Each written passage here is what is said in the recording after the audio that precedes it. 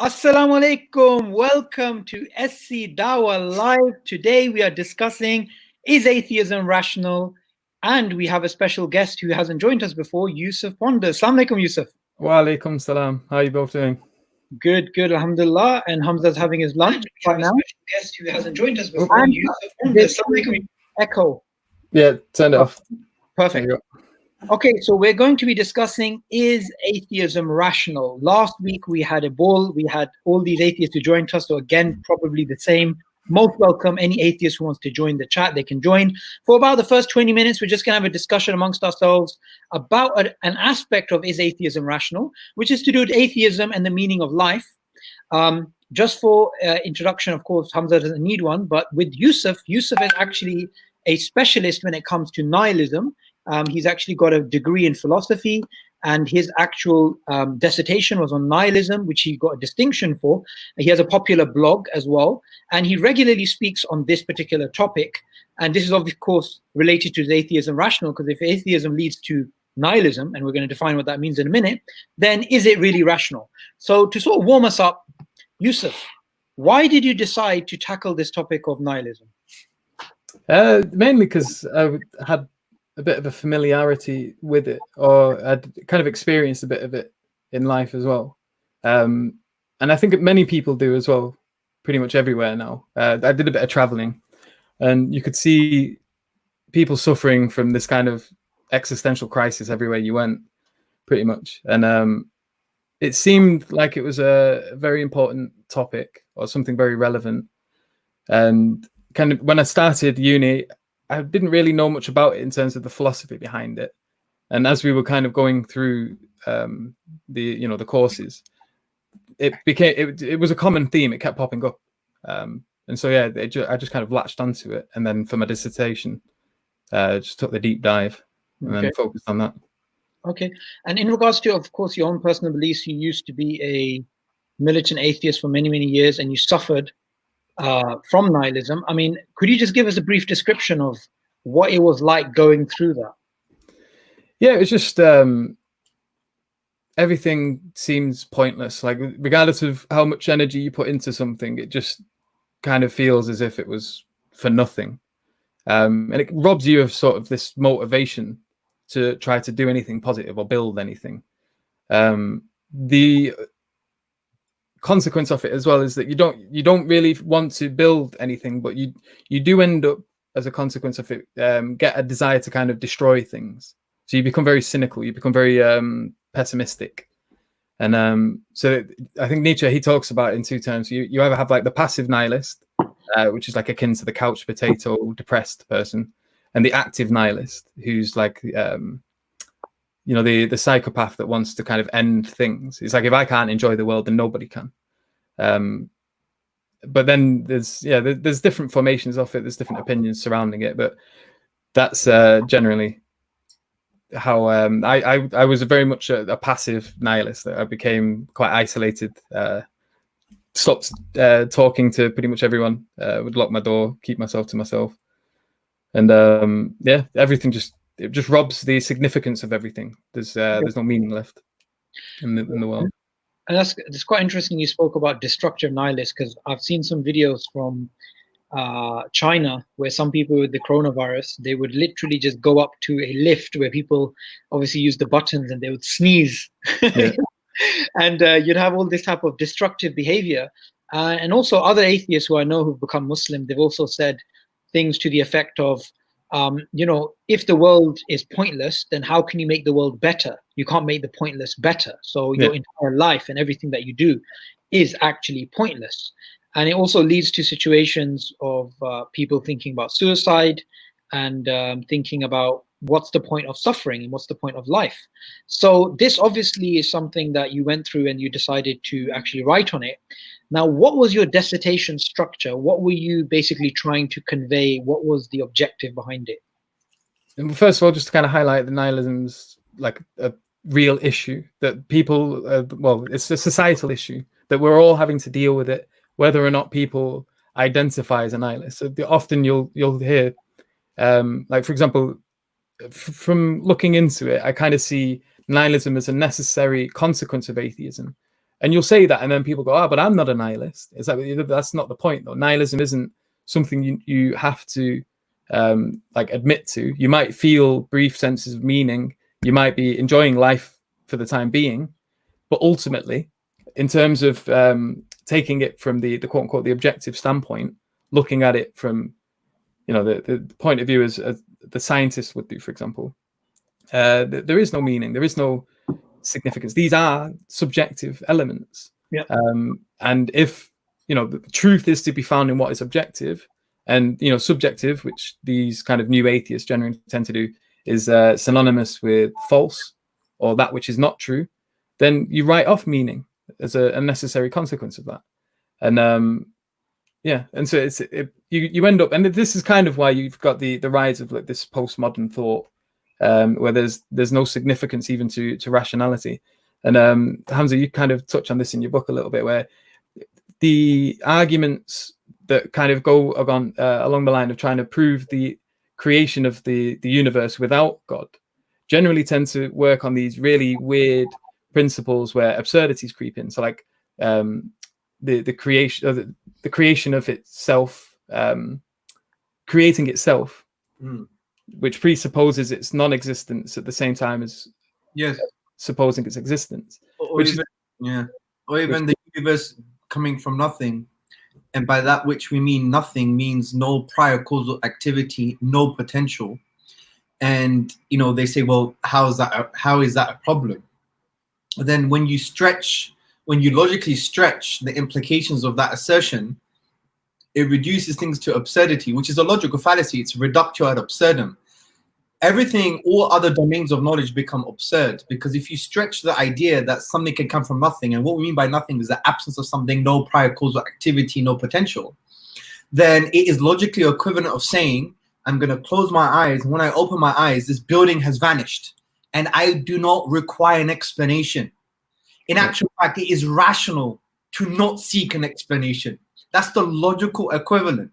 And this is why, in my view, atheism, by its default, is something that would always contradict itself.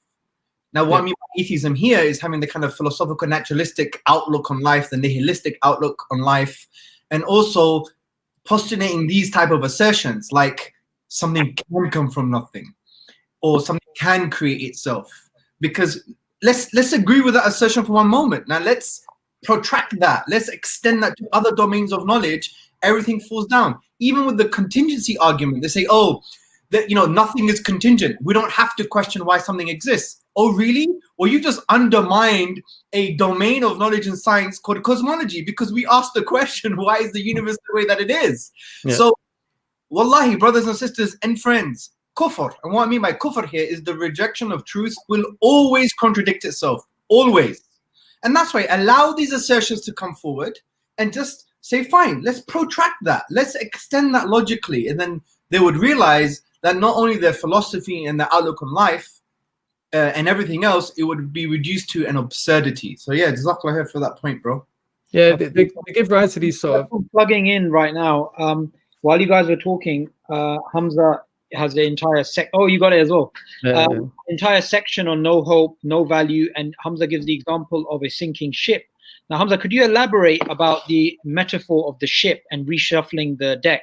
How is that related to nihilism? And ultimately, the question I want to ask you is, why right at the beginning of our book, Refuting Atheism, did you cover the topic of nihilism? I mentioned nihilism. I just said, like, life doesn't make sense without the divine.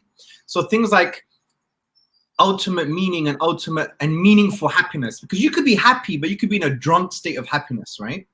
So can you have meaningful happiness? The answer is no, and we could explain that later. But from the perspective of nihilism and meaning, we need to understand that human beings are meaning machines. We seek meaning, right?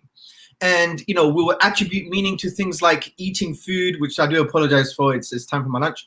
Brushing your teeth, buying a car. We attribute meaning to these things.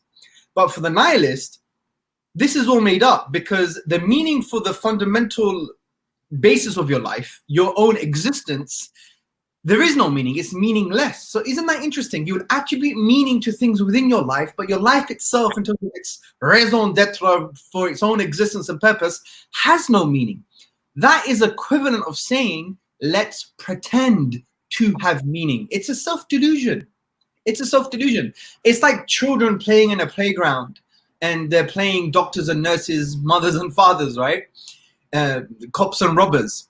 It's a play. It's meaningless from that point of view. Now, there is a postmodern kind of existential counter-argument that basically says, well, everything is nothing. Basically, there is a nothingness concerning meaning, and there's this kind of like meaning void, and everything intrinsically has no meaning. It's meaningless.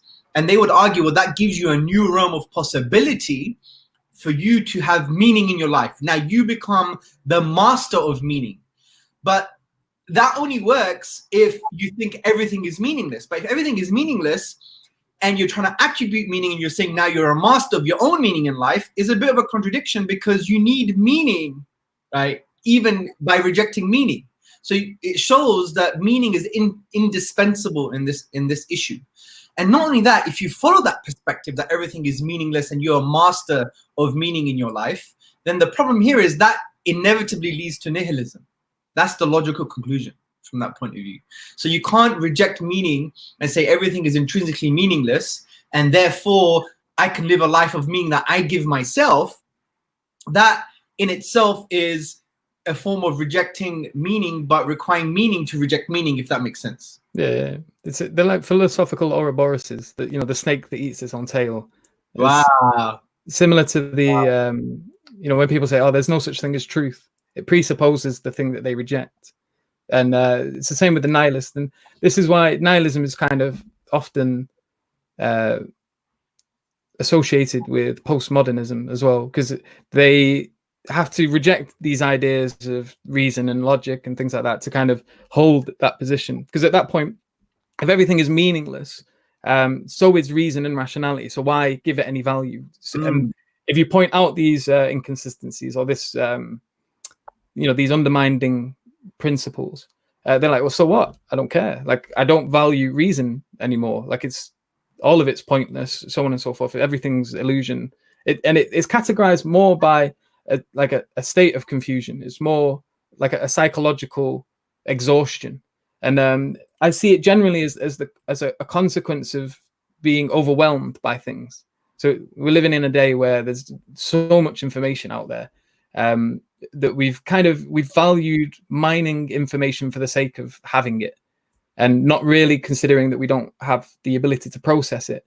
And so we've left ourselves with so much stuff that we've devalued it completely, because this kind of ties into scarcity. Things are valuable insofar as they're rare. Whereas, you know, if information is abundant, it's no longer, it becomes difficult for us to associate any value to it. So it loses its significance. We've become information junkies, right? Yeah. And what's very interesting you mentioned Nietzsche. Now, interestingly, I think Nietzsche has a lot to say about our current state, to be honest. I think he was quite prophetic in a non-religious sense. Because when I was speaking to Professor Ken James is one of the leading scholars on Nietzsche. In actual fact, he became a professor without writing a book. And in the UK, to become a professor, you usually have to write a book. So he's one of the leading experts on Nietzsche. And he argues that Nietzsche, obviously there's lots of interpretations, he says he's misunderstood. So he was basically arguing that God is dead, not from the point of view that he doesn't exist per se, but he became dead in the hearts of European men. Yeah.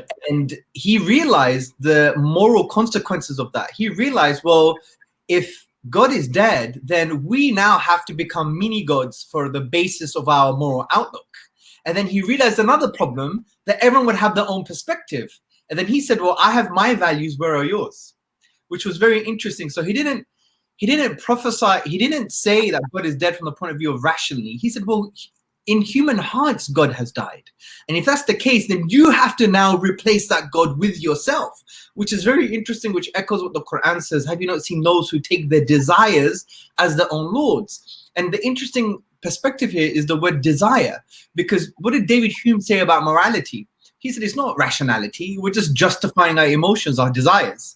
And if that is true from perspective, then it's great. And basically Nietzsche has prophesied this kind of chaos that we live in today, that everything becomes right because I said so, right? Which really echoes the nihilist approach, right? Yeah, it boils down to the will to power eventually, because there's nothing left other than dominance. Might is right, absolutely. Thrasymachus and all that. So guys, I'm just going to bring in our first guest, Mike. So thank you, Mike, for joining us. Don't be shy to ask any questions. You're a little bit worried about coming onto a live show. No worries. We're just going to have a friendly chat with you. So Mike, what is your thoughts on, atheism leading to nihilism and this being linked to, of course, rationality being undermined? Ooh, this actually happens to be a really good topic for me, because as an atheist, I'm not actually sure if it's because I'm an atheist or not, but I suffer from nihilism myself as well. I have difficulty finding meanings in most things, even right down to interpersonal relationships with other people. As for rationalism, I don't really understand. Could you go a little bit more into that for me, please? Would one of the Yousuf or Hamza? What do you want us to go into with regards to rationalism? You asked me something about rationalism in regards to atheism and nihilism. Well, yeah, I guess the point I was making with there is the if everything is meaningless or insignificant, the postmodern issue of why give value to reason at all, especially from because like Husserl, he was like the father of phenomenology. He gave rise to a lot of these existentialist thinkers. He points out one of the issues with how do we justify reason and logic in his book, An Idea on Phenomenology. And like he talks about, well, from an atheistic perspective, he doesn't mention atheism, but I guess you can kind of link this to it. But from, say, like a naturalistic perspective, if we are beings who evolved over time, what is it that we're calling reason and rationality or logic? Is it not the peculiarity of a thing that evolved? And is it not therefore something that evolved also? And if it evolved, what you're saying there is that reason and rationality is something that incurred changes over time. And that means it was different in the past to what it is today. And we're talking in terms of its fundamental being. Its ontology, so to speak, is changed and morphed over time and will continue to do so in the future. So what we're calling logic, reason, rationality today wasn't the same as what we referred to in the past or what it is in the future. And if you don't want to say that, then you have to say that it's this sort of eternal thing and that it has some sort of distinct nature beyond the beings that use it. And if it is, then it starts to sound like you're talking about some sort of supernatural being at this point. But if you're holding a materialist / naturalist view of the world, then surely you have to root reason, rationality, and logic in the human being as the peculiarity of the finite being. And if it is, then surely it changes over time. And if it does, then why value it? Why not take, say, the Nietzschean perspective of the will to power, that might equals right? What if reason and rationality doesn't necessarily get you what you want, why use it? Well, we still have to operate as if what we see around us is real, and the other people around us are experiencing real emotions. They have their real lives just as we do. Yeah. It's part of how we ascribe meanings to things. And even though I don't particularly find meaning in these sorts of things, I can recognize that other people do. And as a society, we do live as a society. We're a social species. I recognize that we have to work together and over time, of course, learn how to work together better, set goals as a society, and work towards those goals with each other. Mike, can I ask you a question? Sure. Yeah, first, thank you for being very frank. And my first question is, what kind of bird is that? There's a bird. He's a cockatiel, and he's been with me for over 20 years now. Wow. A majority of my life. I'm only 28. Can I ask you a question related to that? And I'm sorry for being morbid or crude. If I were to basically get your cockatoo alive and put it in a microwave for 20 minutes, would there be meaning behind that? you react? Would you attribute meaning to your cockatoo? Well, yes, of course, there is meaning to this bird. I love this bird. Okay, Obviously, very much I do. So of course I would react. I actually empathize with you because we got chickens, and recently our chickens got eaten by a fox, and it was very sad. So I do empathize with that. The reason I'm saying this is because you mentioned that you find it very hard to ascribe meaning to things, but it's obvious that there is meaning in there is some form of meaning in your existence, right? So that follows up another question: is what did you mean by that? And do you mean like meaning for the basis of your life, or meaning for things in your life, or both? Because it's obviously clear that there is deep meaning. You know, you love your bird, your cockatoo, and that's a deep, meaningful thing, right? You have a relation with the bird, and that relation is meaningful. So it's not necessarily the case that you don't find things meaningful, right? Well, the difficult thing about meaning and nihilism, specifically in this kind of case, is that I recognize that I have a relationship that I would call meaningful, but at the same time, I also recognize that at some point that's going to end. Everything is going to end at some point. And for me, at least, that is where the ultimate meaninglessness actually comes from. So in the current, we can still have that meaning and recognize that things are still meaningless. Okay. So the other question would be is, why do you assume that everything is going to end? Well, everything has ended before, hasn't it? We look into the past. Every person has died. Every animal has died. Most of the civilizations of the world have ended and been replaced. Yeah. So I agree there is a contingent limit in nature to humanity, to things, to the material world. But the reason I'm asking that question, because I think it presupposes a kind of psychology, or at least a philosophy, that that's all we are. Are we just the material? Does consciousness survive the material world? Is there such a thing as a soul? Is an explanation for ultimate reality? And I think the reason I'm asking these questions in a probing way is because once you solve that conundrum, then meaning becomes a little bit more justified from the point of view that you could start thinking about, yeah, there is something more than just what I attribute, but there is meaning behind the one who attributes meaning to things, right?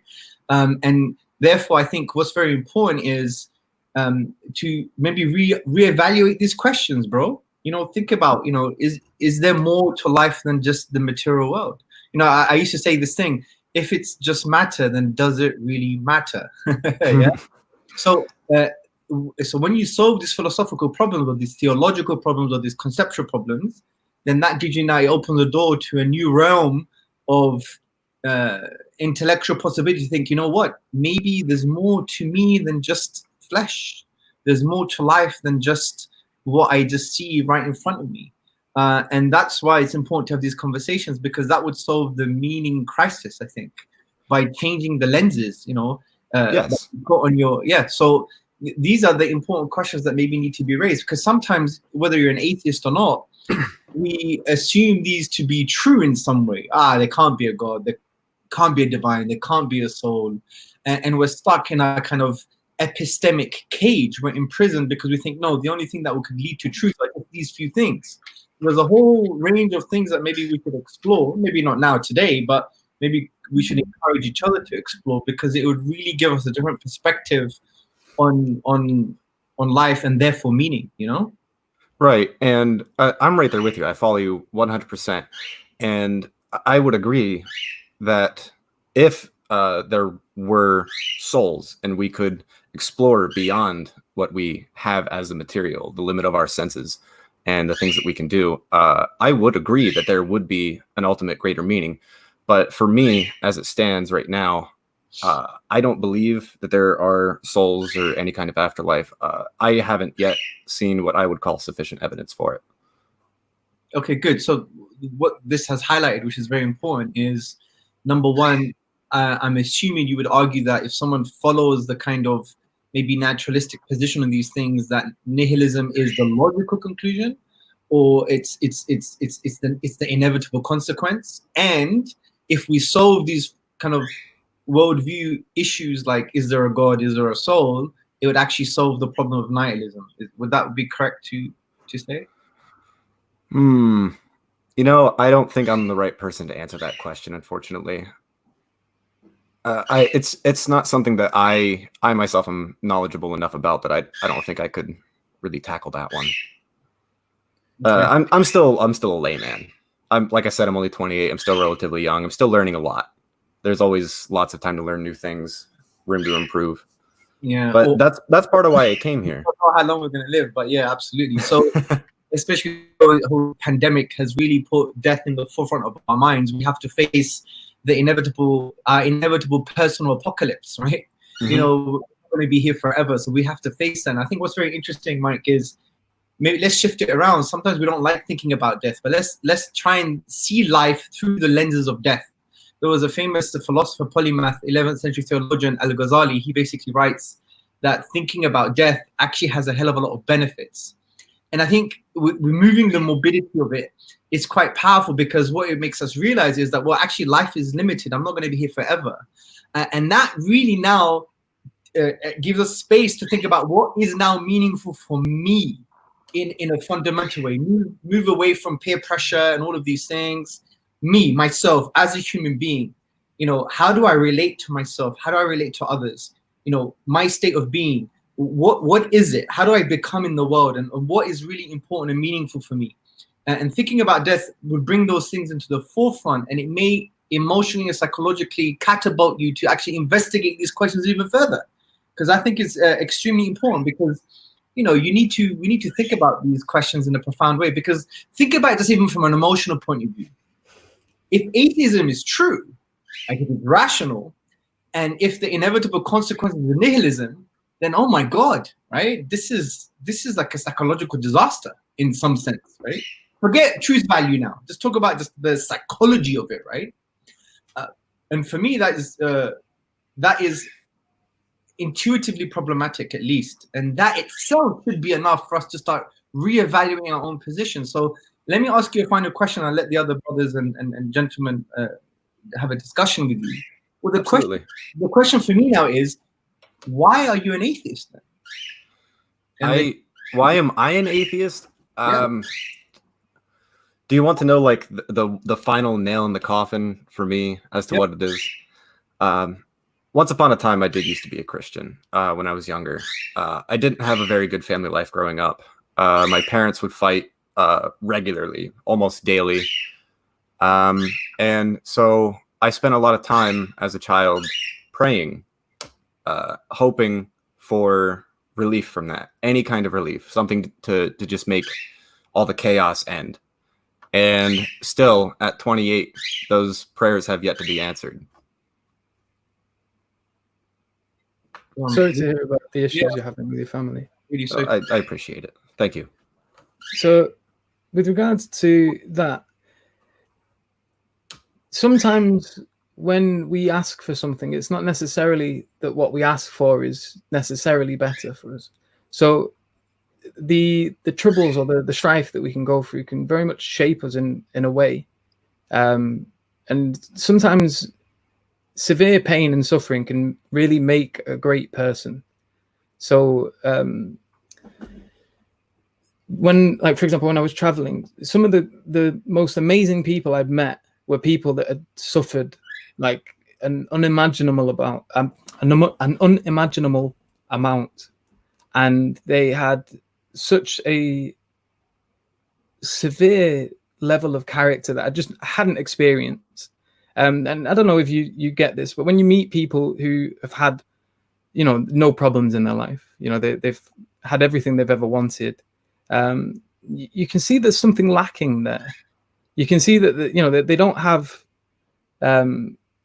experience with suffering, and that this affects the way they behave with people. It makes them unable to relate to people's problems and things like that.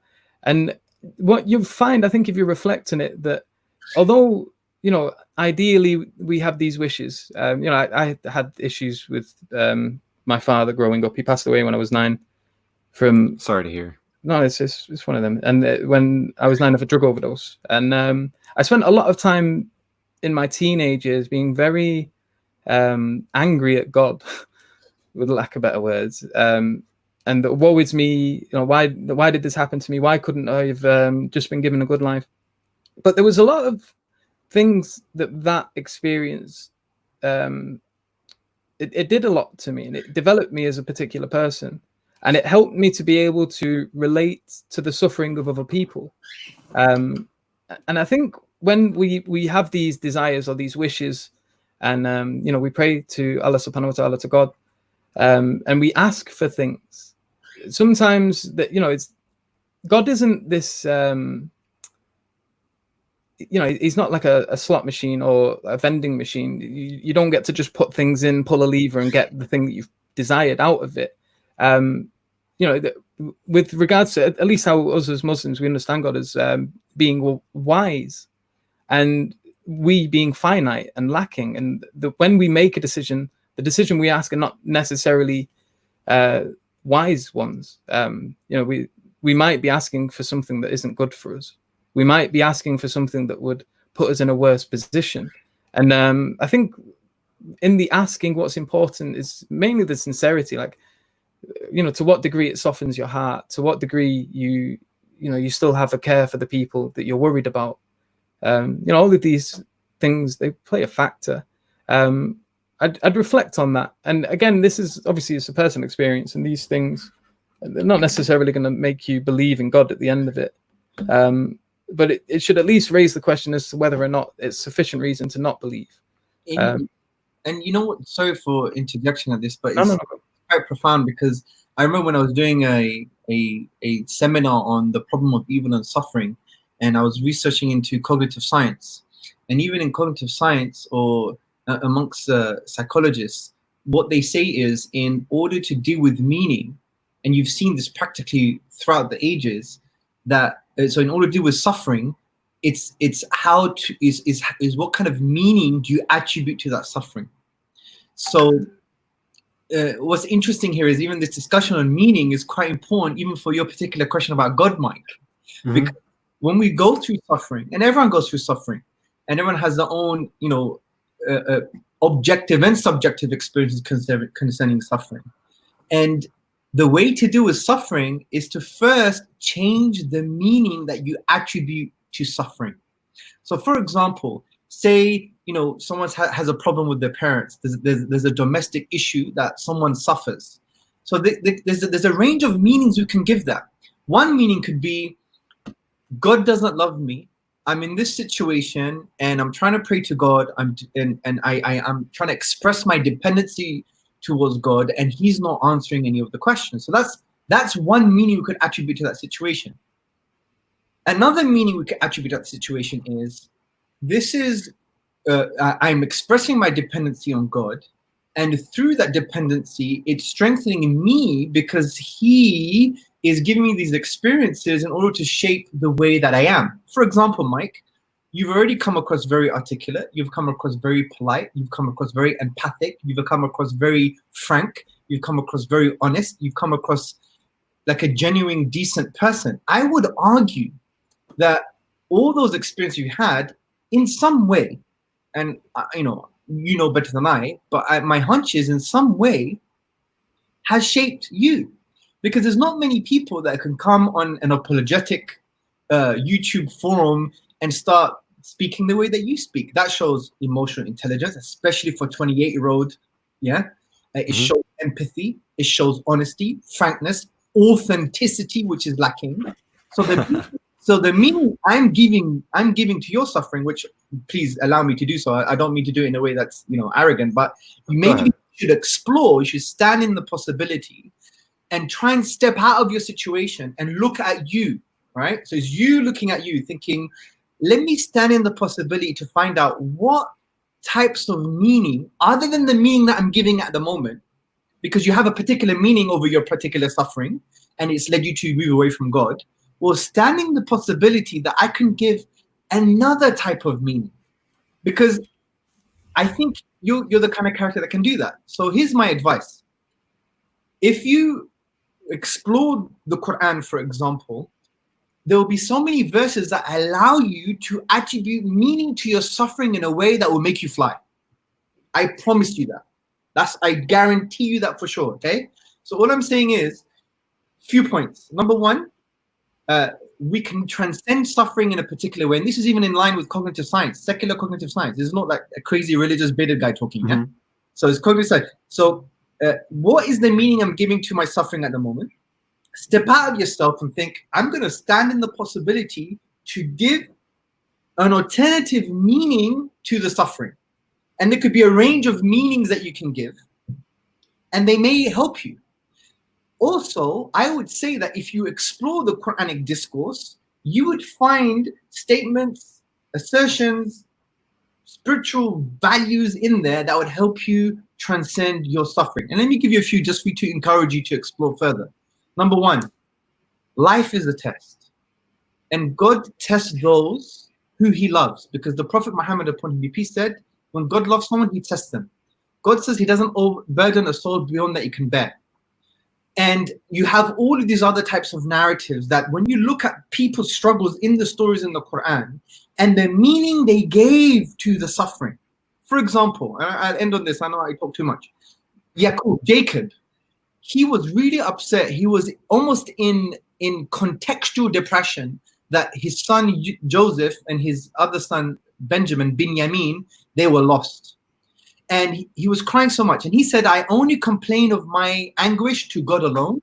Straight after this verse, he says to his other sons looking for his lost sons, he says, do not despair of the life-giving mercy of God, for only those who reject the truth despair of the life-giving mercy of God. So what kind of meaning can we get from this? The meaning that we can get from this is this. Complain. God is to blame, because we believe everything happens because of God, but it's in an empowering way. And then, in order for you to be empowered through this, remind people of divine mercy. And when you remind people of divine mercy, something happens to you. So there's a few things in there, and I don't want to mention this in a way to belittle your perspective or your own suffering or the meaning that you've given your suffering. I'm only doing this to encourage you to understand, let me stand in the possibility that there could be another meaning I'm giving this suffering.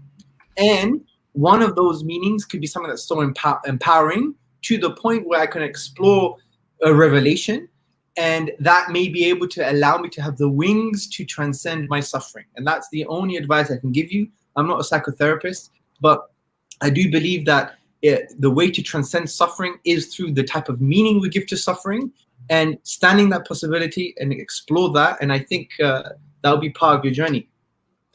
I have a couple things I want to say quick, and then I'd like to end on a question for you as well.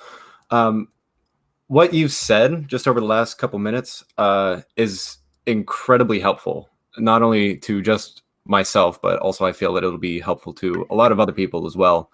And you said you're not a counselor, but honestly, the things that you've just said sounded to me better than anything I've gotten out of the last 6 or 7 sessions with a psychotherapist. So don't sell yourself short. You're doing a great job. I actually really enjoy your charisma. But the question I have that I'd like to end on is, it seems that what you're saying is that we have to put a lot of faith into this deity, that they know what's going to be best for us, and that the course that they're setting us on is the best course, and that we have to have that faith. But how do we know that our faith isn't misplaced? That's a very good question. There's a lot to unpack there, because even the language that we're using, we have different meanings, right? Which is ironic, because we're talking about meaning. So for example, faith from an Islamic perspective is not this kind of post-secular understanding of faith that it's like I'm closing my eyes and I'm just jumping, right? Right. In the kind of metaphysic, like everything has first principles, bro. Even science. For science to work, you have to have the first principle that science can't prove, which is that nature is uniform. Because when you have a well-confirmed theory, you assume that that theory can be applied to other phenomena within that particular domain. If you didn't have that assumption, then you couldn't progress with that. You couldn't say that theory actually works for everything. Take, for example, the Darwinian mechanism. It's a relatively well-confirmed theory, and therefore the Darwinian mechanism explains all of biological change. But have we observed all of biological change? No. But the reason we are confident in that is because of the fact that there is a philosophical assumption that nature is uniform. That's the kind of scientific narrative here. So other things, for example, the philosophy of maths, neuroscience, everything has first principles that you can't really prove, but you need them in order for that domain of knowledge to grow. Okay. Similarly, within the Islamic paradigm, we have a first principle in a metaphysic that makes sense of meaning, makes sense of spirituality, makes sense of rationality, makes sense of kind of the material sciences. It's a comprehensive first principle that helps explains everything. It brings it all together. You don't have to deny yourself. You don't have to deny your intuitions. You don't have to deny meaning itself or ultimate value or purpose. And you could accept all the secular stuff like the science and the material world. So one of the first principles is that every human being has been created with an innate disposition, an innate nature. Within that innate nature, there are forms of primary knowledge. One, that God is a reality and that he's worthy of extensive praise. Now, what happens over time is that innate nature gets clouded, if you like, and we don't feel whole. Yeah. So the whole job of our life as a journey is to uncloud our innate disposition to awaken the truth within. So given that first principle, what I would say is faith is almost a sideline from that point of view.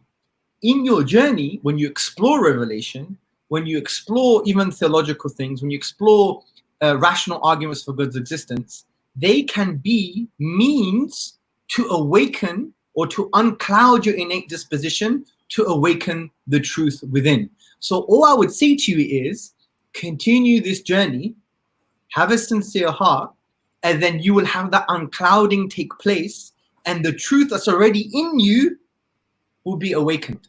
Yeah. And I know that sounds like very preachy and faithy, but you have to understand as well that you can't, like, life is not just 1 + 1 = 2. These are existential, theological, spiritual, human matters, and we're very complex. So my advice would be is continue that journey, and you will know. Just like we know our mother is our mother. We don't really have much proof for that, right? You know, we don't even have a DNA certificate at home. And by the way, if I brought a DNA certificate to my mom's house to prove that she's my mother, I would get a big yeah. We don't have a DNA certificate at home. We may have pictures, but someone has to tell us that we look like that. You know, I didn't come out of my mother's womb with this t-shirt and this beard, that's for sure.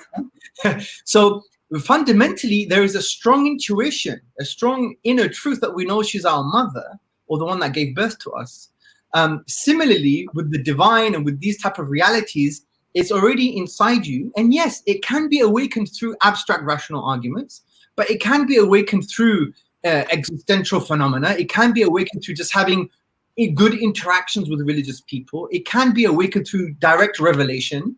So the point I'm trying to say, Mike, is I don't know what's going to awaken you. It could be me interacting with you. It could you realizing in a few days that what I said was absolutely false. It could be so many things. We just don't know. So all I would say is continue that journey. But yes, there are rational arguments for the veracity of the Islamic tradition. But for some people, that's not enough. You need other things like direct relation with revelation, or you need to speak to other Muslims, or you need to explore further, or you need to just reflect a little bit more. There's a whole range of things that may need to happen. So the point is, just as Bruce Lee said, walk on, keep on walking on that journey. Right. And even if I don't end up going back to faith, I still think that there's a lot here that I can take away from this conversation. And I feel that it was very, very productive. And I'm really thankful for you guys having me on and being so kind as hosts. Mike,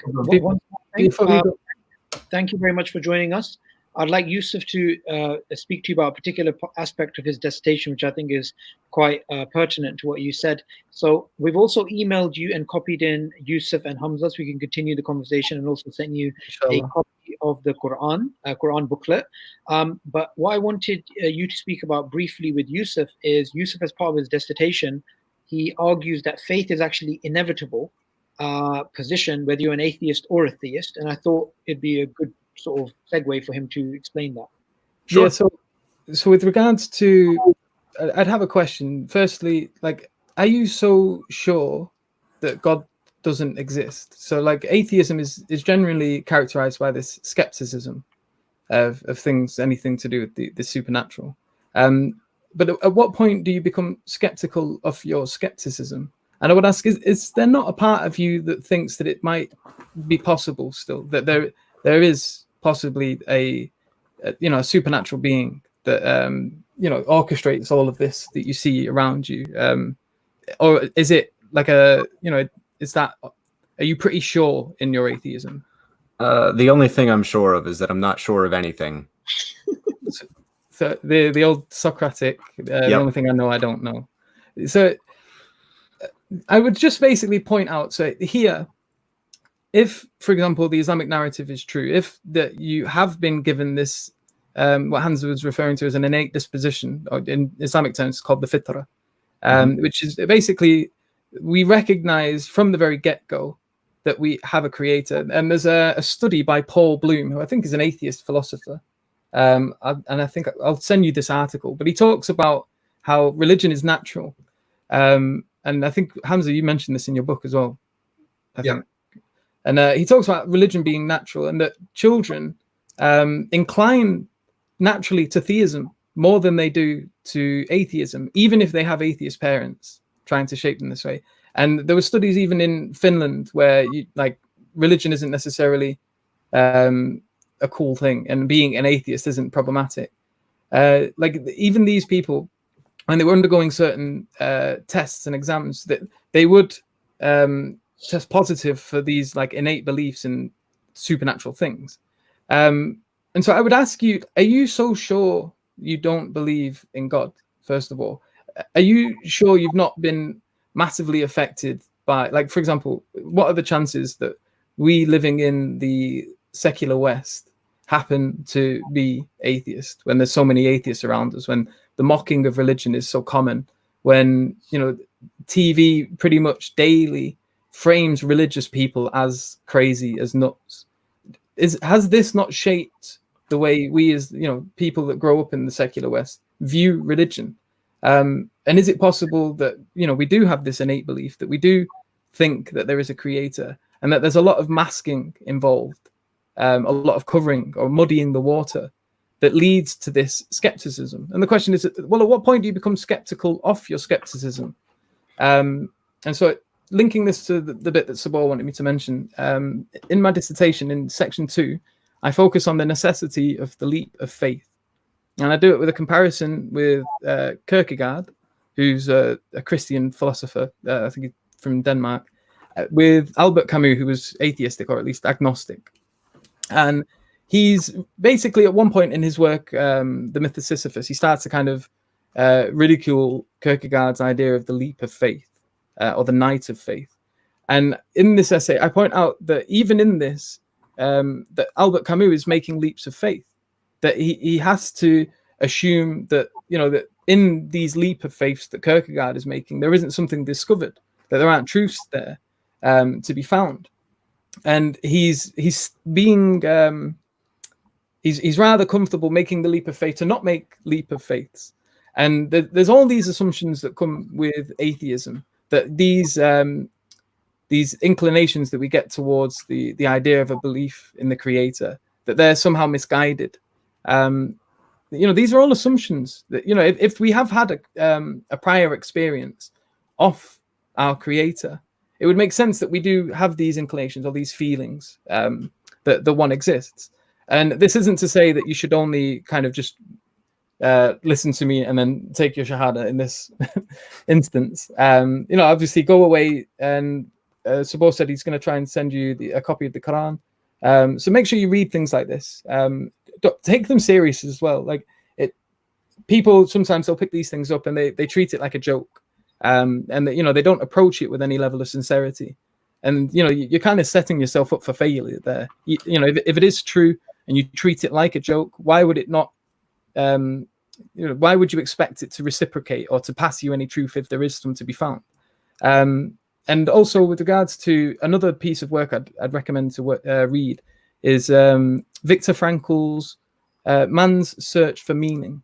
It's a very short book. It's about the experience of a Jewish man who went into the concentration camps, and he kind of outlines his experience. And I think he was a psychologist, or he is one, and he outlines the development of his experience from beginning to end, and the experience of people around him. And if anyone deserved to be a nihilist, it was this brother here. Like the suffering that he outlines in that book and the people around him, they trivialize any suffering that like I've ever felt. And I, prior to reading that book, might have like even held my suffering quite high. But you read that and it really puts things into perspective. And I think, inshallah, if you give that a read as well, that might help you, because he also, in the end, after he kind of outlines his experience in the camp, he talks about his philosophy of tragic optimism. And honestly, subhanallah, it's an incredible book. And so, you know, other than the Quran, the life of the Prophet, the Sahaba, I really recommend reading that one as well. Inshallah, it'll be of use to you and help with your experience of nihilism. All right. I'll be sure to look at all that. And don't worry, I'm not going to look at what you send me as if it's a joke. I will take it seriously. Inshallah. Thank you very much, Mike. Mike, it's going to be sent to you. So then you'll be in communication with both these guys and you can continue this lovely conversation. Thank you so much for joining us. Any last advice or comments that you have before we move on to another guest? I know, I believe it was Yousuf said something along the lines of atheism being, I don't remember the exact words you said, something about its irrationality being dangerous. But what I would like to say is that with atheism, it's only as dangerous as what you do with it, much as the same as with Islam or with Christianity. Yeah. If you don't, boy, I'm having a really hard time with words right now. I apologize. No, don't worry. But if you don't have the good intentions, even if you have the good beliefs, if you don't have the good intentions, then your actions will not reflect those good intentions. Yeah. And just, you know, as well, the Quran refers to these people, they're called the hypocrites. So you have this element of the people who portray themselves as believers. And this applies to any religion. You know, you would have these within Christianity, within Islam, within Judaism, and the other religions as well. And it's generally characterized by a lack of sincerity, a lack of fear of accountability. You know, they're not sincerely thinking about the way that they act on the world with other people. And if you look into the life of the Sahaba, and generally how they were and how much they feared their lack of sincerity. There was one brother, one of the Sahaba, he feared his ego so much that he placed his head on the floor and he grabbed the foot of one of his friends and placed it on his head. Because he was worried that he was feeling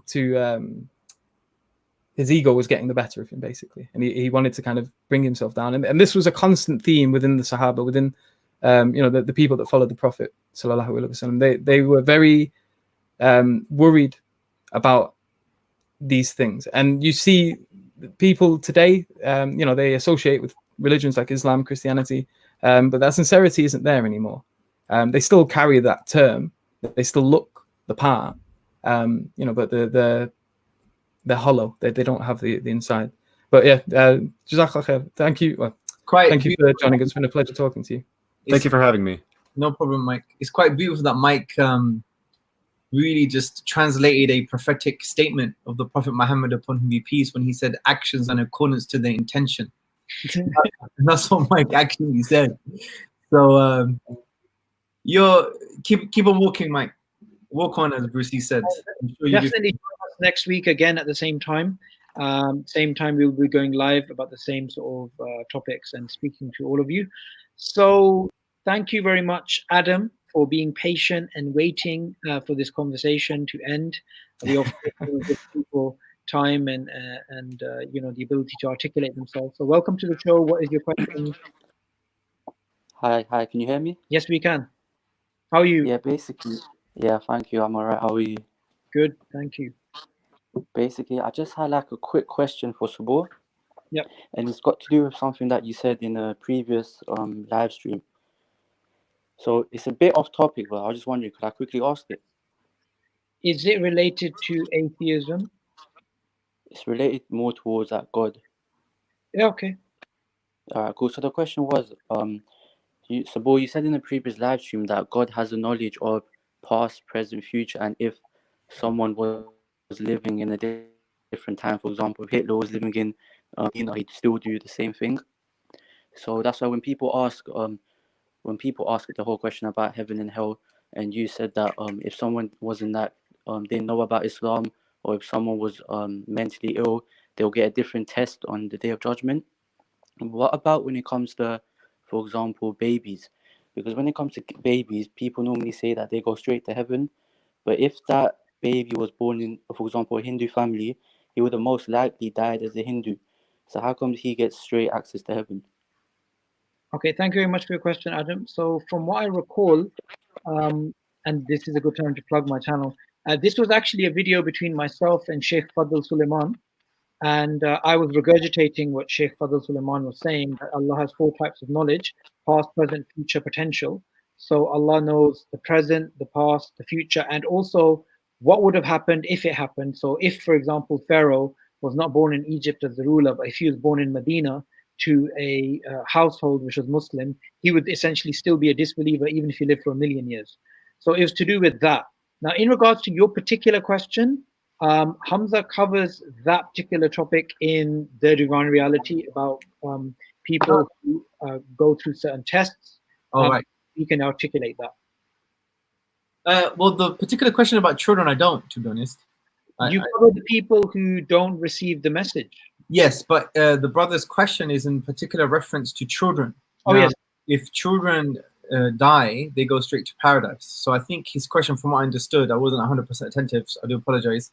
And please clarify, Adam, that the question is, well, if a child was born into a Hindu family and the child died, then it still goes to heaven.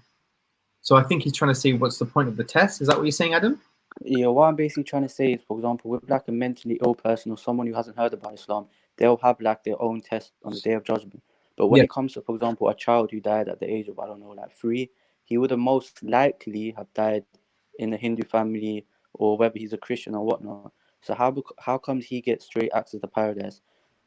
That was my question. It's not that they have the same access to paradise. So the people who go through greater tests end up with greater rewards. There's levels of it.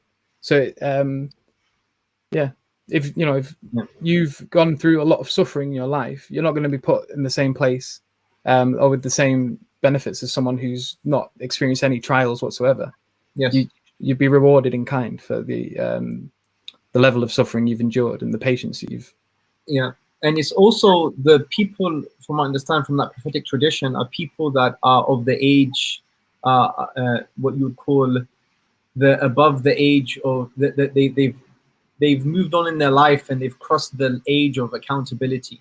With children, the general consensus is that they're not accountable. So they've never sinned, right? But then you may argue that for maybe someone who was mentally unwell as well.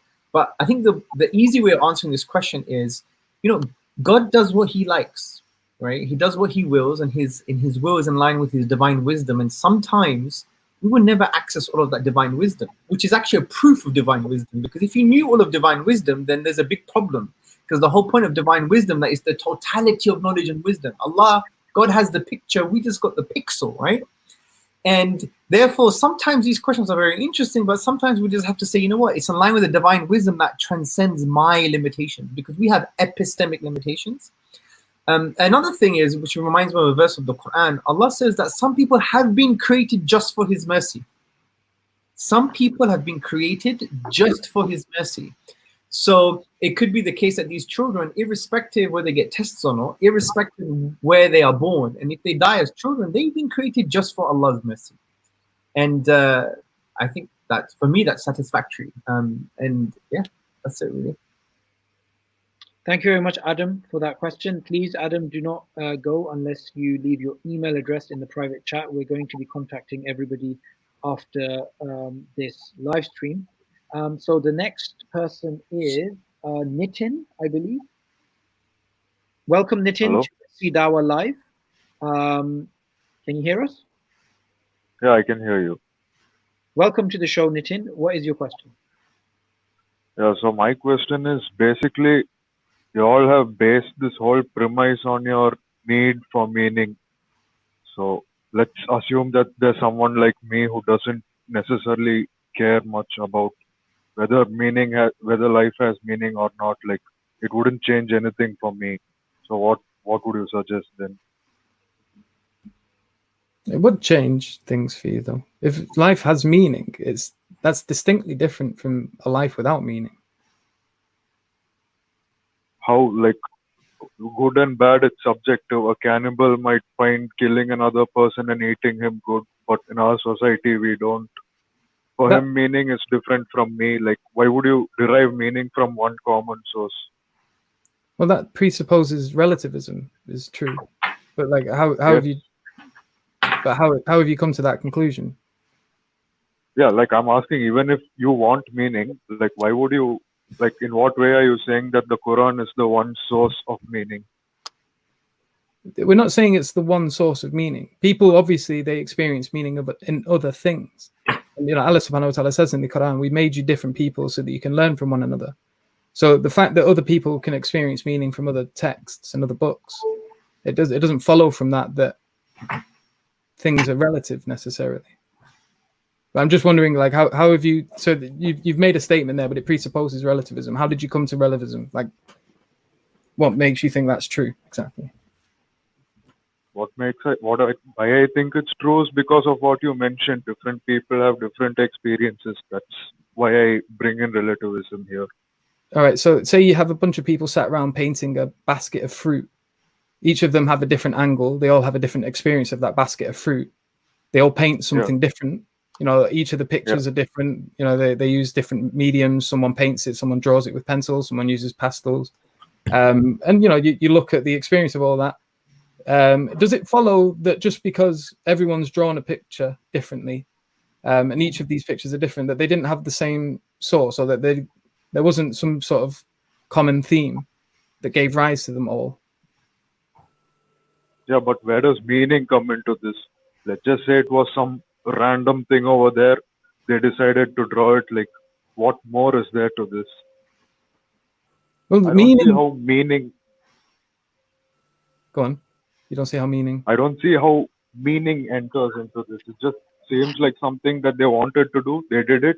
They had different experiences. That's it. Well, meaning isn't necessarily something about want. Meaning is something you discover. Meaning is something that, like, forces itself into your experience. So, for example, the only thing till now that has been forced into my experience is mathematics. I find great meaning in mathematics because it's absolute, it's eternal. I have not found such meaning anywhere else. But you still discovered meaning, though. I discovered truth, rather. I won't say meaning. I discovered truth in mathematics. Oh, and what truth is that? 1 + 1 is 2 at any point in the universe, at any, like, different. You can view it however you want. It never ceases to exist. This is just one fundamental objective truth. I'm yet to find any other truth which is on par with mathematics. Okay, but is that because you're holding everything to the standards of mathematics? Or? No, not at all. Like, it just happened to seem very objectively true to me. Like, biology doesn't seem as objectively true to me as mathematics. Physics doesn't. Yeah, I'm not too sure, because no one's arguing that there's there isn't this kind of underlying consistency with mathematics. I'm not too sure how to answer your question, if I'm honest. Nitin, if you don't mind, for me to just pose a question here. Have you explored your inner motivations of why you would be indifferent whether life was meaningless or not? Have you explored that inner motivation?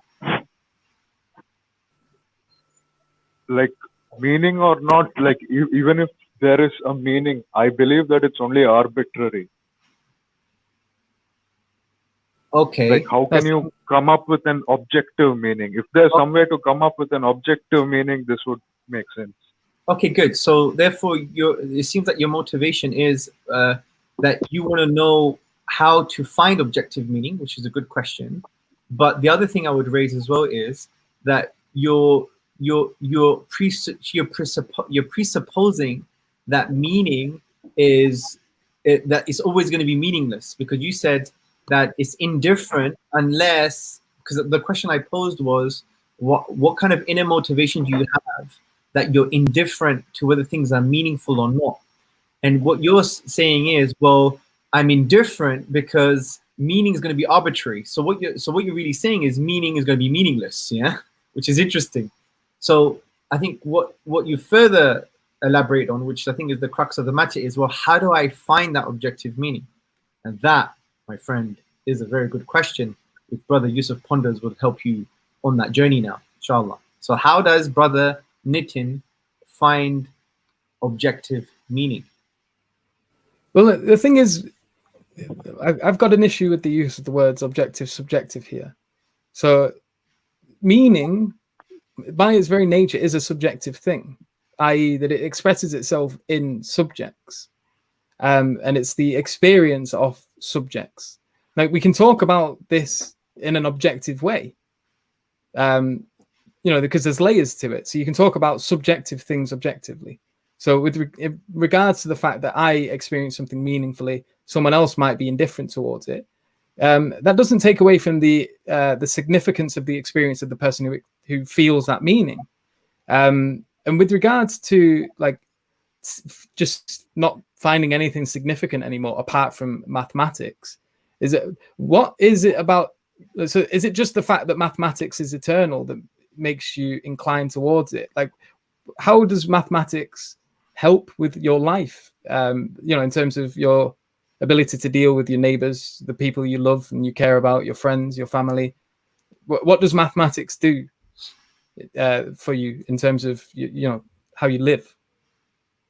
Well, it isn't exactly about the personal aspect of it.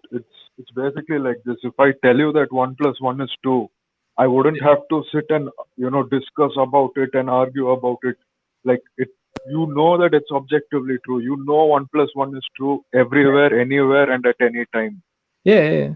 But like, we can agree. That's pretty much it. I'm just like, I haven't heard any theist arguments that seem this true at all, even with a lot of discussion. Yeah, I'm just waiting for one argument, anyone. Yeah, so I think what Nietzsche is trying to say, Yousuf, is not that he wants objective meaning in the way that you're thinking about it. I think he wants to know, how do I know what is the ultimate objective to my life? That's what he's trying to say, I think. How do I know there is an objective purpose? And what we mean by objective here is that it's mind independent, from the point of view that, not that individual minds can't find the objective truth, but from the point of view that is given to us from an external source like the divine. How do I know this is my purpose in life, right? Because he's arguing, from what I understand, Nitin is saying, well, I can find meaning in mathematics, I can find meaning in taking care of my family, I can find meaning in getting a job, I can find meaning studying to cure cancer. But what about the objective meaning, the ultimate meaning in my life, which means that there is a intention and objective behind my existence? That's the mind independent nature of it, yeah? That it's outside. Exactly. Is there any end goal? Like, can you be sure that whatever we are doing is towards a certain end goal? So what's the purpose, objective purpose in his life? Well, first of all, I could say that you could derive, even from an atheistic perspective, that there is this higher purpose in terms of trying to find your purpose. There's a common thing with every human being, is that we're stuck with this weird existential issue where we've got to decide how we want to be. So you could boil it down to that. With regards to whether or not you can know anything for sure, is the question of, well, is it possible to doubt everything? And you can doubt absolutely. I could doubt that yesterday even existed, and we can give reasons that, you know, the universe was created, you know, this afternoon at 12 p.m. With can you doubt? Can you doubt 1 + 1 = 2? You can. Well, Descartes approached this. He said yes. You could imagine that a being, or like this evil demon, he presupposed, gives you this being comfortable feeling with the idea of something that's incorrect. So he could, if he wanted to, make you and make you feel as though 1 + 3 = 2, and you just, when you hear it, you don't offer any resistance to it because of your, the chemical makeup just feels comfortable with hearing that, and you've associated the word true with it. And well, the whole point about this is that it's not about the chemical. When there's chemical makeup involved, you start thinking based on emotions. But when you think with your mind, it doesn't matter what the chemical makeup is. 1 + 1, irrespective of the chemical makeup, is 2. So are you saying that the mind is not linked to materialism then? So the mind is something yes. transcendent. It's not, I won't say materialism as such, I'd say it's not linked to emotion. Yeah, but what we're saying here is we're asking whether or not the mind, because we're asking, is it possible to doubt such a thing? I'm not saying that this is the correct answer. I don't believe an evil demon has made you believe 1 + 1 is true when it's false.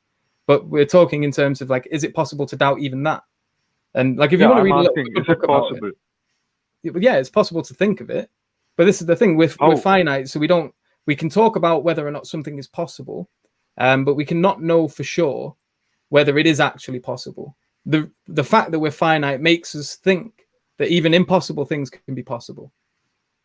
But the issue here is because we're finite, we lack knowledge, we're limited beings. There's a lot we don't know. So if we are finite, of what use is it?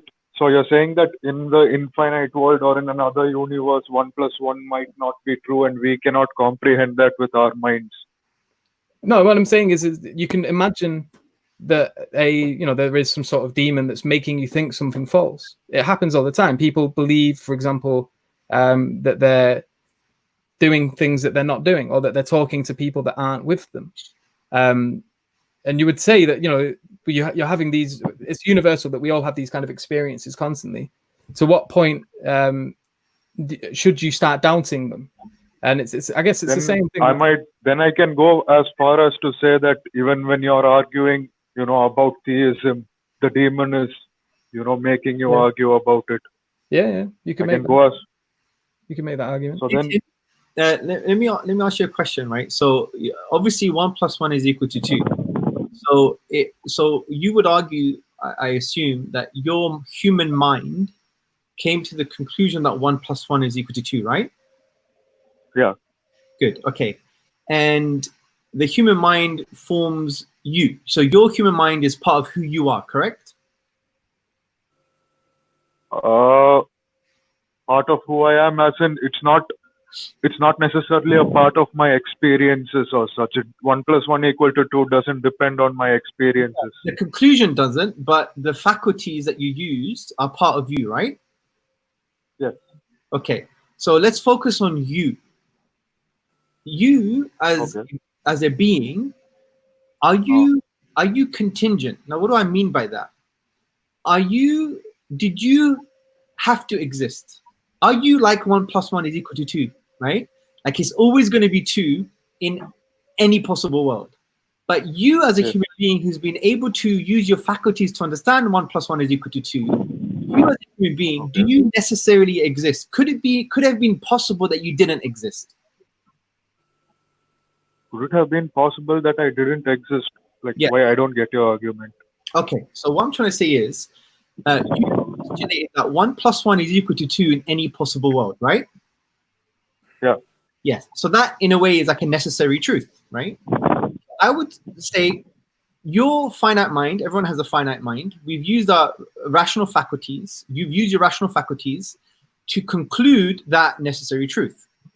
So my question is, that rational faculty formulates who you are. So let's look at us as individual human beings. Are we as human beings necessary? Meaning, was it impossible for me and you to have not existed? Was it impossible for us to have not existed? Maybe they say that we are just a 1 in a billion chance. That's how we came into existence. Well, let's forget the reasons. The point is, you could have been someone who lives in, you could have not come into. That's the question. Is it possible for you to have not come into existence?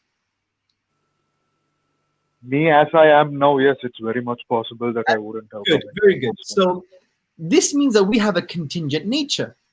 which really should raise the question, well, me who didn't have to exist, there is nothing necessary about my own existence, can use a limited mind to come to a conclusion that there is a necessary truth like 1 + 1 = 2. Yeah.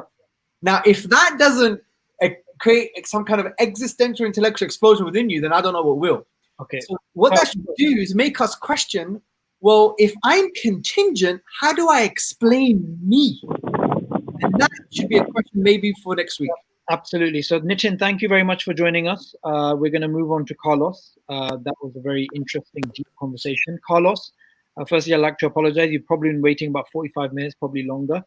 Welcome to the show again. You came on last week as well. What is your question today? Hi guys, can you hear me okay? Yes, we can. Hi. Very interesting conversation so far.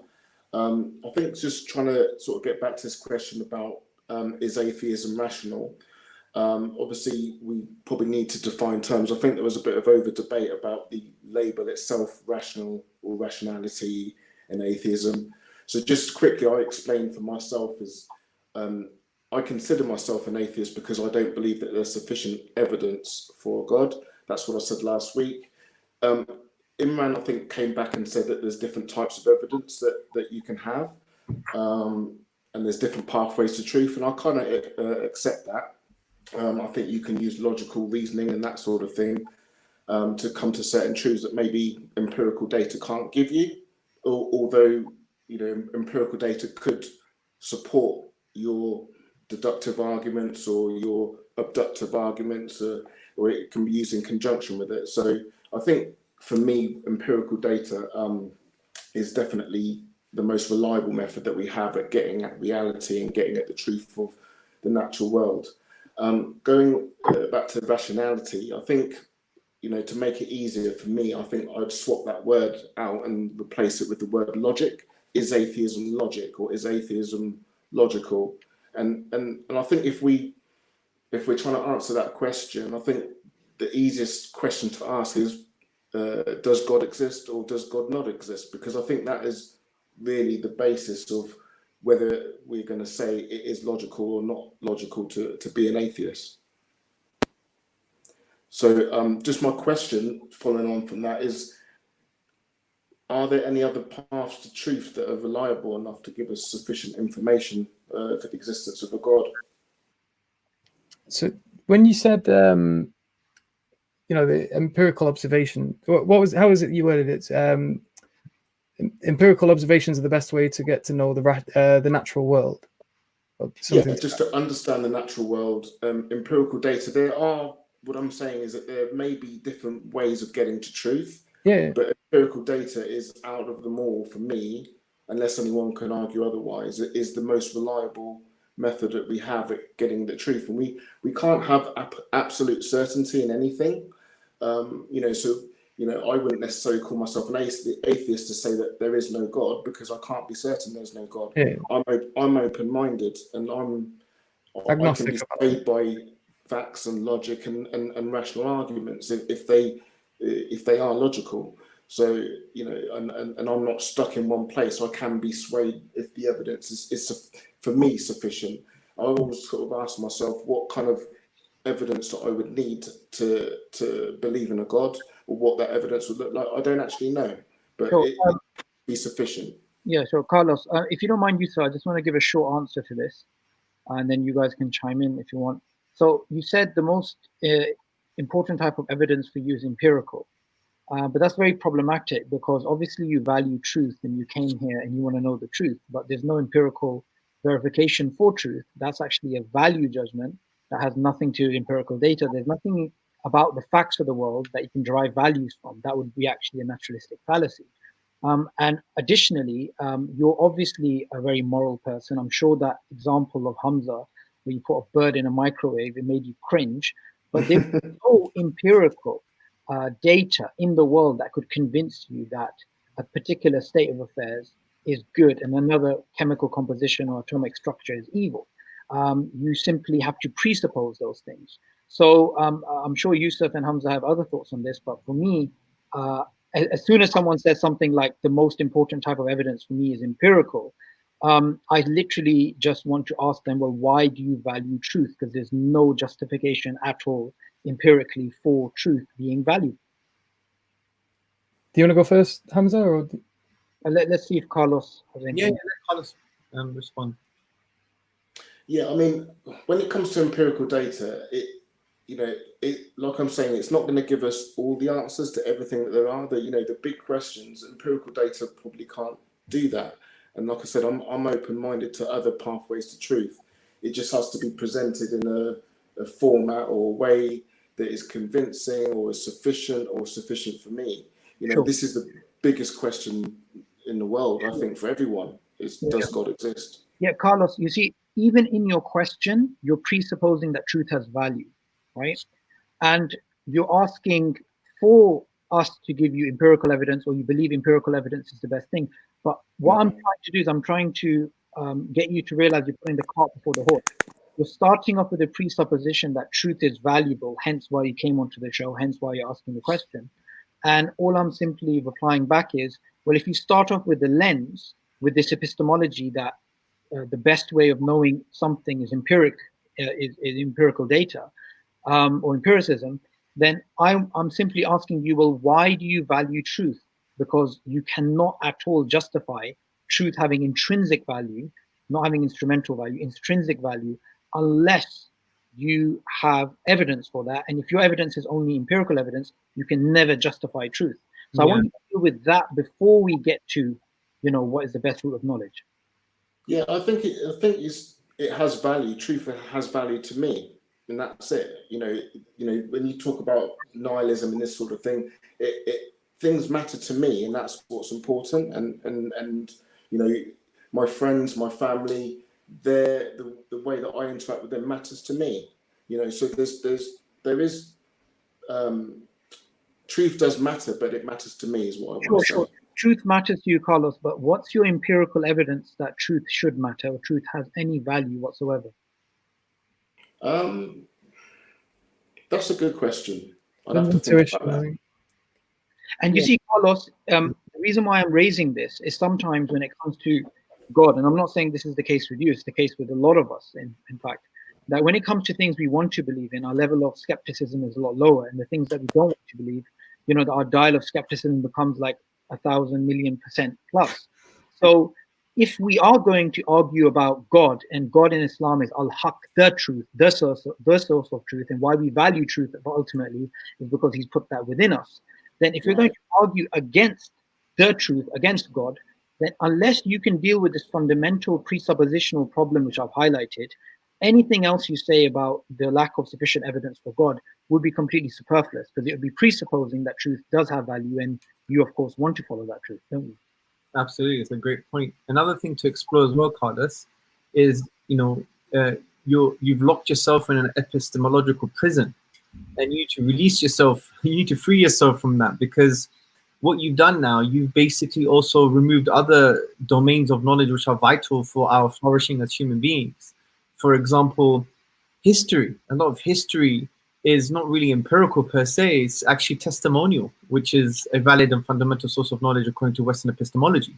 So you've basically, got rid of history just by virtue of what you said, and many, many other domains of knowledge. So I think Subboor's point was brilliant. I think coupled with what Subboor said, I think that should maybe help you explore, at least stand in the possibility that maybe I'm addressing this in the wrong way, because your question itself as well, I want empirical evidence for God, really is problematic, because, what do you mean by God? Now, God by definition is not empirical. Yeah, so you're trying to use, it's like you're almost saying, I don't want to really believe in God. I'm not saying you're saying that, but your epistemology is saying it, right? Because you're saying, right, here's my epistemology, I have to have empirical data, but the thing I'm trying to prove or disprove, there is no direct empirical data for, right? By virtue of what that thing is, because it's transcendent, it's God, it's outside of the universe. Yeah. So that I have a good example. So from that perspective, it's problematic from the beginning. Sure. So just to summarize, number one, you can't empirically justify truth having value. Number two, you dismiss other valid domains of knowledge. And number three, your epistemology is not equipped to answer this question because you're just in an epistemic cage, right? I think we should free ourselves and explore other sources of knowledge which are obviously valid and important, which would justify value and justify other domains of knowledge. Absolutely. We only have 6 minutes left to the end of the show. We only do this for an hour and a half. So I'm very sorry, Carlos. We're going to have to move on. But I do have your email address, and Yousuf, I'll get you to make a point on this as well. I do have your email address.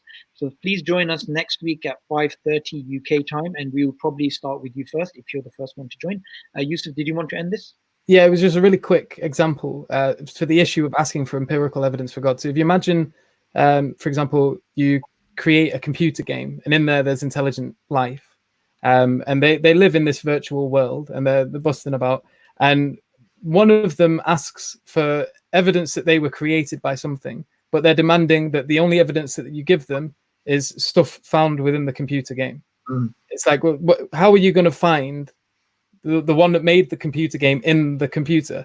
And it's the same with like, imagine someone asking for evidence off the painter by only using the painting and not going beyond that. Brilliant. There's an issue with the assumption that if there is a creator of the universe, that the evidence would necessarily have to be empirical. I would argue that it would necessarily have to be rational and intuitive, i.e. With an inclination towards the fitra.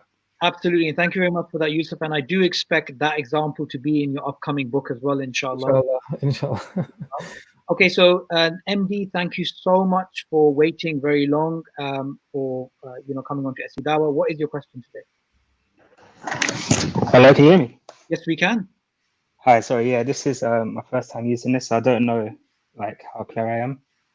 Yes, but thanks for having me. So basically, there's just a few things that I didn't really agree with, or I thought was misinformed. First of all, the idea of objective and subjective, I think there's a misunderstanding of what those actually mean. So let me hold on. Okay, yeah. So people tend to like treat objectivity and subjectivity as like opposites or like dichotomous, but they're very much related. So the only difference between objectivity and subjectivity is context related. So objective statements basically mean they're in reference to a particular context, whereas subjectivity is in reference to no context. So yeah, this is just in regards to the whole objective morals debate that was going on. Sure. Okay, thank you. Yeah. I've done a video on this as well, where I talk about subjectivity and objectivity on my channel. And there's an issue with it when you're right, when you're pointing out this idea that there is a dichotomy between the two, or that they are opposed to one another. In the video that I'm talking about, subjectivity, objectivity, I explained that, well, in order to come up with the concept of the subjective, you have to objectify the subject. So you have to presuppose the concept of objective. In order to come up with the concept of objective, you have to presuppose the subject. I.e., there has to be, like, if you Google define what objective means, it's that which is separate from the subject. But that only makes sense if there's such thing as a subject for things to be separate from. So there's a relationship between these two concepts. That they rely upon each other for their existence. And if you kind of view one as false, you by necessity destroy the other because it's required. In particular reference to his question about morality, which is important, because generally speaking, when you talk about subjective morals, you're saying that your acknowledgement of a moral statement or a moral fact or moral truth is subject to your limited understanding, right? And when you talk about objectivity in terms of morals, you're saying that there are moral properties and values independent of who you are, right? But there's a form of subject to it, because from a theistic point of view, we're saying it's this moral value or this moral truth is subject to God, but that doesn't make it subjective, because what is the context, as you said? The context is God has the totality of knowledge and wisdom. He is the source of all goodness. Yeah. So it's very important for us to, yes, unravel these terms very in the way that you've done, and it helps us understand what do we mean by objective in a moral sense, what do we mean objective in a subjective sense. Hopefully I've ironed that very quickly for you. Thank you very much, Hamza and Yousuf, for that. The last question goes to Grotto Man on the contingency argument, which isn't really related to his well, it is related to his atheism rational, which today we wanted to home into meaning and nihilism. But what is your question today? And welcome to the show. Hi guys, good afternoon. My question sort of is, so obviously Mohammed Hijab isn't here right now, but last week he sort of spoke about how Islam comes from the perspective of like a monotheistic position, right? And he sort of spoke about, you know, you have all of these different options, whether it's pantheism, polytheism, etc. And Islam provides the monotheistic position. Yes. So my question sort of is that in relation to the contingency argument, because obviously Islam isn't the only world faith that claims to be monotheistic in its conception of the divine. Yeah. So what is it, and in specific relation to the contingency argument, is there anything that the argument has within itself that allows for Islam to claim that this is the rational way to arrive at our conception of the divine that Christianity and Judaism also can't use specifically?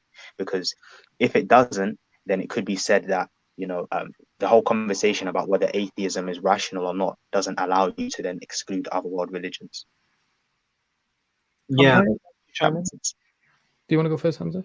Yeah, I think in fairness to Mohammed Hijab, I don't think he's saying that the only rational exclusivity for the Islamic tradition is in reference to the contingency argument. He would also argue that we have arguments for the prophethood of the Prophet Muhammad, upon whom be peace, for the miraculous nature of the Quranic discourse. So that's one point. The second point is, well, I would argue the contingency argument, if formulated in a particular way, can undermine mainstream biblical Christianity, especially the kind of Trinitarian model of the divine, because even one Christian thinker actually admitted this in one conversation with Mohammed Hijab. And the question was as follows: well, how can we have two necessary beings? Because if the Trinity is composed of these persons, the Father, the Son, and the Holy Spirit, and they have the same essence, homoousios, they have the same essence, but they're distinct persons, are they all necessary? If they're all necessary existing, then you have a huge conceptual philosophical problem. How can you have multiple necessary beings, necessary persons, right? And that, even philosophically, I would argue, and we don't have time, we'll have to unpack it next week, and let's please do so, that the mainstream biblical Trinitarianism is actually undermined by the contingency argument. I think Anselm even pointed this out as well at one point. Yeah, I think so. And I'm sure he said something to the effect that the Trinity, you need to go beyond reason in order to kind of absorb it or accept it. So for me, I would say that the contingency argument allows you to accept monotheism.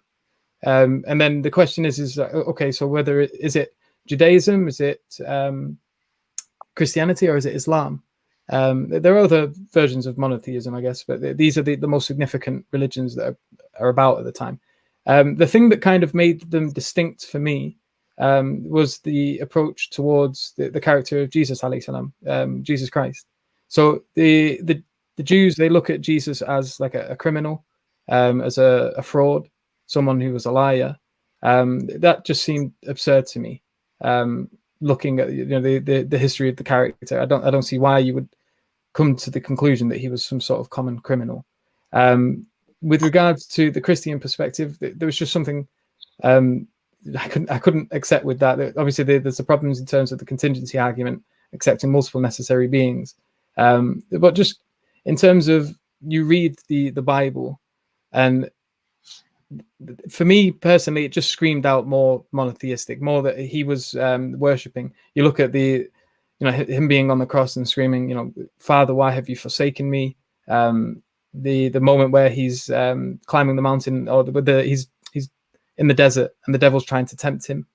The devil is trying to offer him the world, but the devil knew who God was. The devil had met God. What has the devil got to offer God?